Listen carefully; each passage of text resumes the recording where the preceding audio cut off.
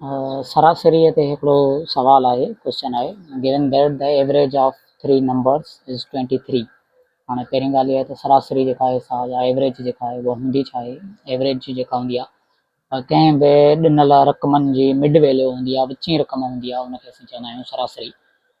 उहो जेको आहे उहो 3 नंबर ॾिनल आहिनि ऐं उन्हनि जो जेका मिड वैल्यू आहे उहा 23 आहे, 23 आहे, with 2 of the numbers being 20 and 22, जंहिंमां 2 नंबर्स असांखे ॾिनल आहिनि उहे आहिनि 20 ऐं 22। फाइंड द थर्ड नंबर, टियों नंबर जेको आहे उहो ॻोल्हणो आहे। पोइ अचो त जेको आहे टियों नंबर ॻोल्हियूं। टियों नंबर कीअं जेको आहे लभंदो। पहिरियों त जेको आहे उहो सरासरी या जेका एवरेज हूंदी आहे उनजो जेको आहे उहो फार्मूलो ॾिसूं त फार्मूलो छा हूंदो आहे। ॿिनि क़िस्मनि जा माण्हू फार्मूलो लिखंदा आहिनि, सो पाण ॾिसूं था त फार्मूलो कहिड़ो हूंदो आहे। हिकिड़ो त हूंदो आहे एक्स बार, सरासरी जेका हूंदी आहे उनखे पाण एक्स बार सां ज़ाहिर कंदा आहियूं। X bar is sum of x divided by n. हाणे सम ऑफ एक्स बार जेका आहे उहा छा आहे, एक्स बार आहे एवरेज।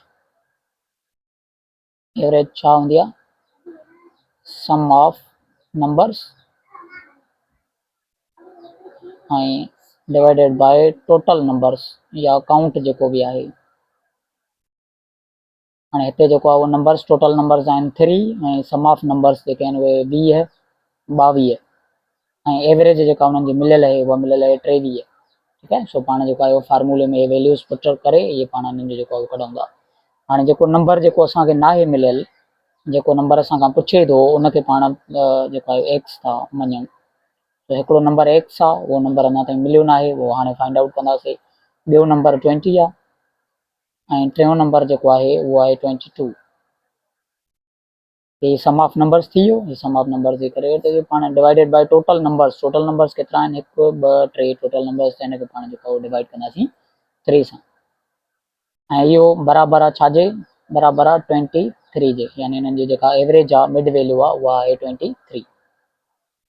23 थी वियो। हिते 3 जेको आहे उहो हिते डिवाइड में आहे, उहो हिन तरफ़ वेंदो त उहो मल्टीप्लाई में थी वेंदो ऐं हीअ 20 ऐं 22 ॿई पाण में असां जोड़ कंदासीं त इहे थींदा 42। x plus 42 is equal to 23 multiplied by 3। हाणे x plus 42 23 multiplied by 3 is 69। ठीक है। ऐं 42 हेॾे जोड़जा आहिनि, उहे हिन तरफ़ वेंदा, हेॾां वेंदा त जेको आहे उहो माइनस था थी वेंदा। सो x is equal to 69 minus 42।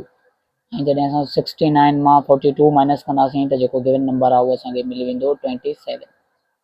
27 जेको आहे उहो टियों नंबर आहे, जेके हिते जेको घुरे थो असांखां थर्ड नंबर जेको आहे उहो मिली वियो असांखे 27। ऐं हिननि टिनी रक़मनि जी जेका मिड वैल्यू हूंदी उहा हूंदी 23।